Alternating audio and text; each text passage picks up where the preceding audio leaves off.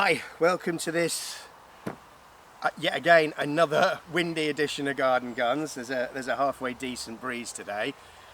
For those of you that have seen the short, you know what I'm here to talk about, and for those of you who haven't, I'm here to talk about this Kuzey K600. Yet again, another rifle I've been given to have a look at on test from Leicestershire Air Guns. I was going to sort of take you through my whole first impressions of it, but this has been somewhat challenging, and I'll come on to that in the summing up at the end. But anyway, let's get going. First off, the case. For the money, I think this is a halfway decent case. I mean, there are a few things, you know, there's already wear and tear on the clasps, the closures, but on the whole, the actual case itself is made out of fairly decent material.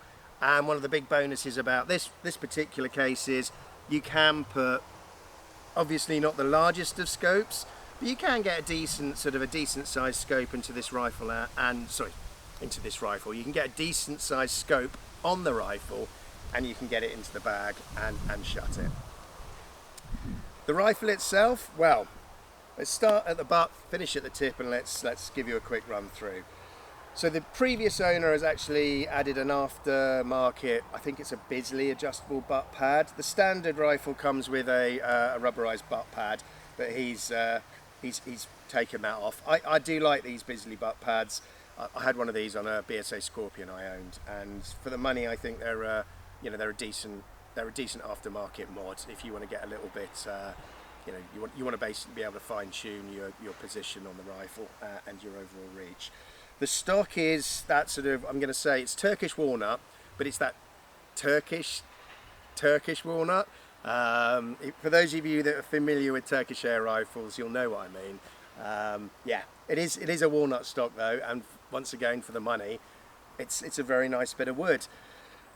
The rifle itself comes with an adjustable butt pad, an adjustable cheek pad. Oh my, it's going to be one of those videos that I'm going to struggle to get my words out. It seems to be a theme that is carrying on an awful lot at the moment.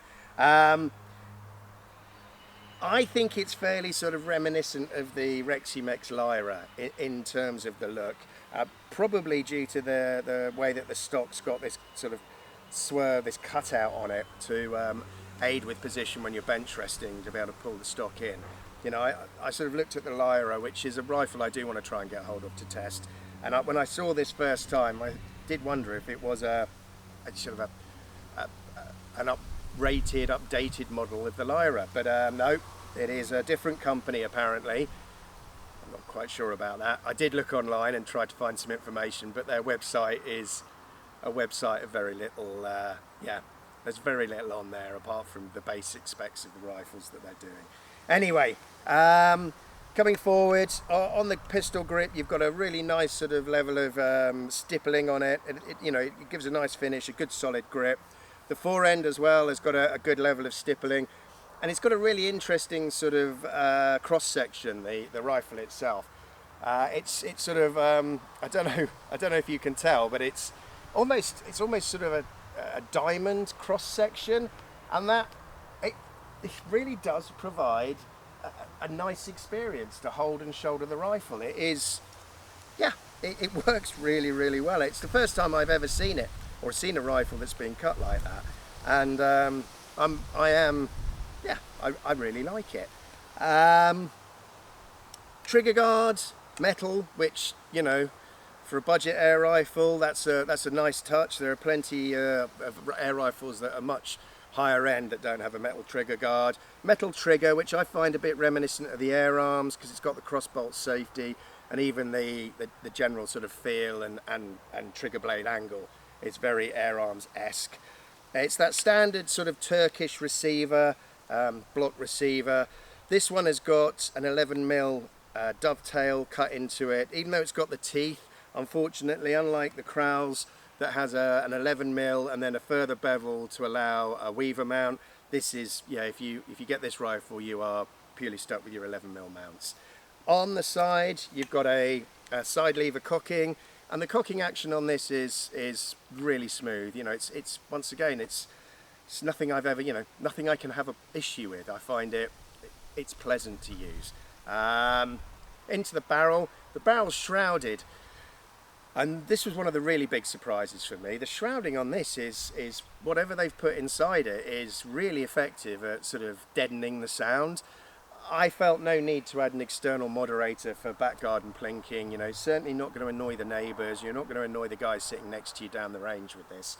For out in the field use, I probably wouldn't even bother putting a further mod on it. I'm quite happy with the level of sound, the sound sort of deadening on it, and it is more than adequate.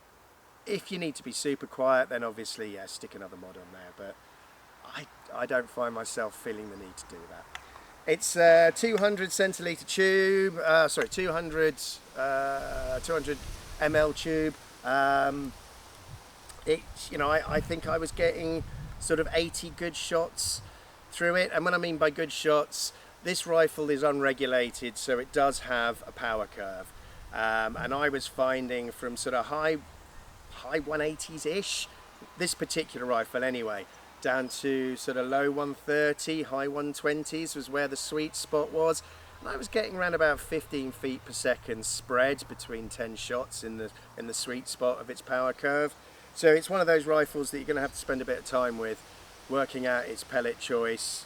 We'll talk about that in the summing up, and generally getting to know, you know, its sweet spot for shooting. But you'll be able to get more than 40 or 50 really good, sort of fairly consistent-ish shots out of it. And I think for this price point, it performs in its consistency more than adequately. The gauge, you have a gauge in the cutout, in the stock, and unfortunately it isn't the standard sort of Foster fitting, you know, quick release fitting. It is a bespoke sort of Turkish style that if you're going to have to get a best fittings adapter if you want to use multiple rifles and have that fitted too, which is a shame. It would be nice if they'd just had a standard sort of filler port on there, but you know, once again, budget. So what else can I say? I think oh, magazines, didn't talk about the magazines. Once again, standard sort of Crowell style magazine.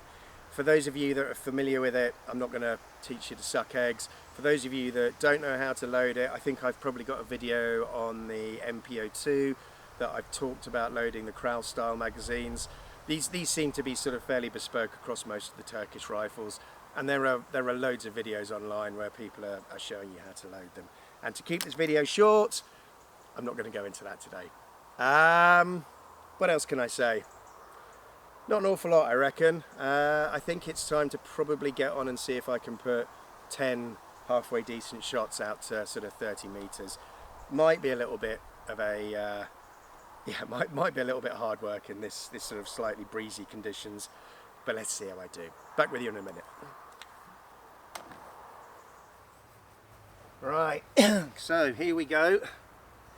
30 yards, Air Arms Diablo Fields, 8.4 grains and 451s on the head size. Let's see how we do.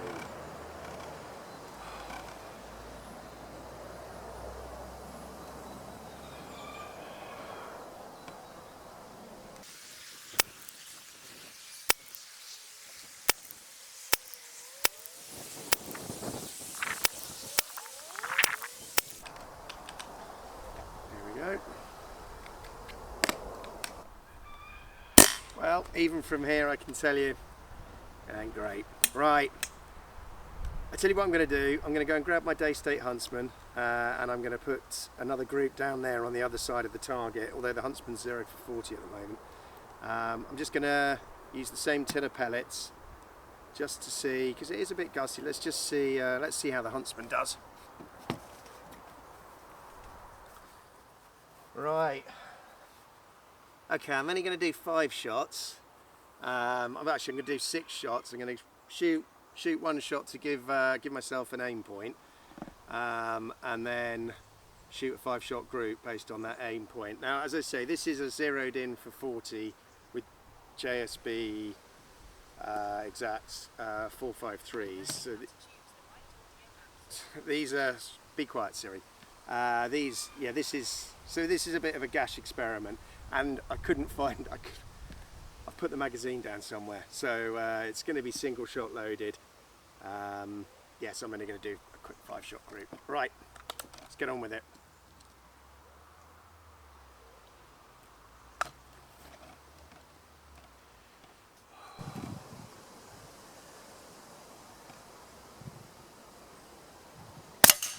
Ooh, really close to that one. Okay. Must remember where that went. Oh, I hate this bloody single shot tray.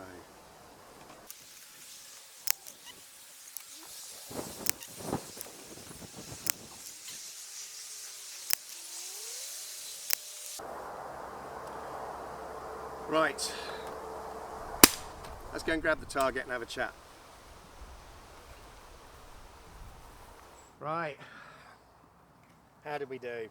Well, if you watched the video, the whole of the video, rather than just skip to the end, you'll have seen the downrange footage, and I mean, yeah, there's a big problem with this air rifle.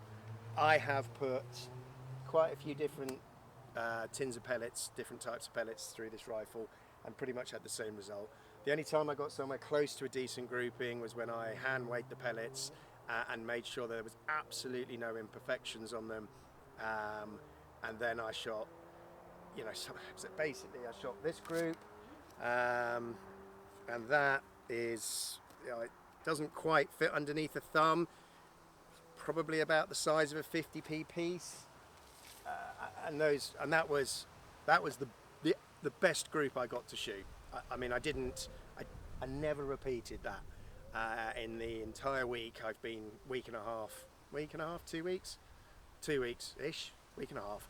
And anyway, the entire time I've been shooting this rifle, and when I've been at home, I've pretty much been shooting it every day, trying to see if there was something I could do, something I could change.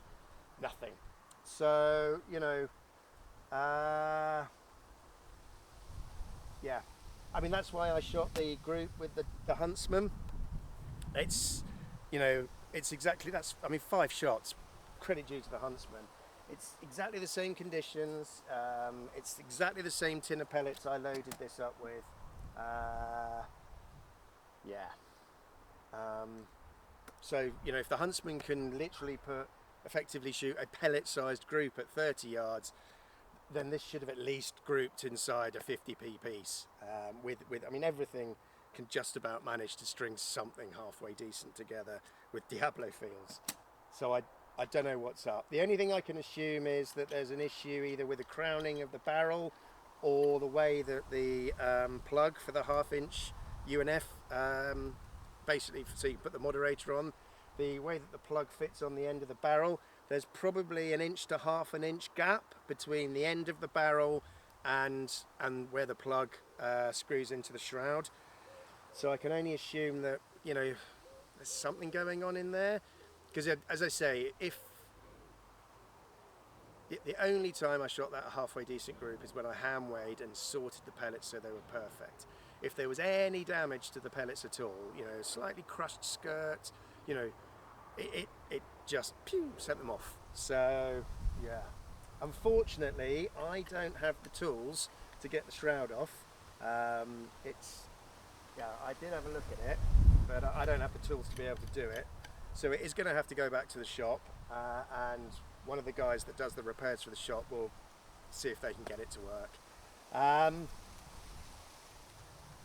don't normally do videos on the rifles I get to test that don't work out, that have to go back for repair, because I don't think it's that interesting. A rifle that shoots well and you know, that I've liked and I thought you guys might be interested in, I think is a far better topic for a video than something that, yeah, is basically just an expensive doorstop, which this is what, I mean, at the moment that's what this is. It looks great, handles well, but if it doesn't shoot, I mean, it's just an expensive wall hanger, isn't it? So I think hopefully it's been interesting to actually see one that hasn't worked out.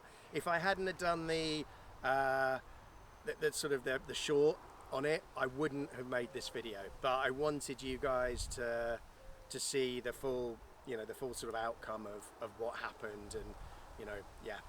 I hope it's been of interest. That's all I can say.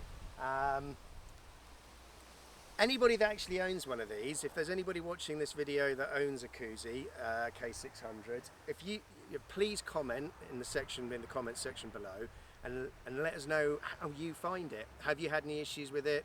Have there been any problems? Is this just a, I'm hoping that this is just a duff gun. As I say, we don't really know the Kuzey brand, which is why I was given it. We didn't actually we didn't know that there was going to be an issue with this rifle. It was more a question of Phil and Tracy giving this to me and saying, hey, take that, go and make a video on it if you want, but what we really want to know is what you think of it. And unfortunately, yeah, at the moment, disappointment. That's where I'm at. So yeah, if you own one and you like it and it works for you, then please give it a tick and shout its praises, because as I say, I'm just hoping that this is a one-off and certainly not representative of the rest of the rifles that are out there. Hope you've enjoyed this video. I hope this slightly different, and from my perspective anyway, disappointing video has been of interest. Keep an eye out for the next one. I've got the 99 back. I have only put probably 30 shots through it just to zero the scope and have a bit of a plink. I'm not shooting it very well at the moment. I need to get used to it. It has changed. It's a different rifle, and it's going to take a bit getting used to start off with. But anyway, and I think it needs to settle down a bit. But anyway, there will be a video. I don't know if it will be the next video, but I will be doing a video on that within the next 4 to 6 weeks, hopefully. Not promising, but I'm hopefully going to get that out and get it done. But until the next video, stay safe. Thank you very much for watching.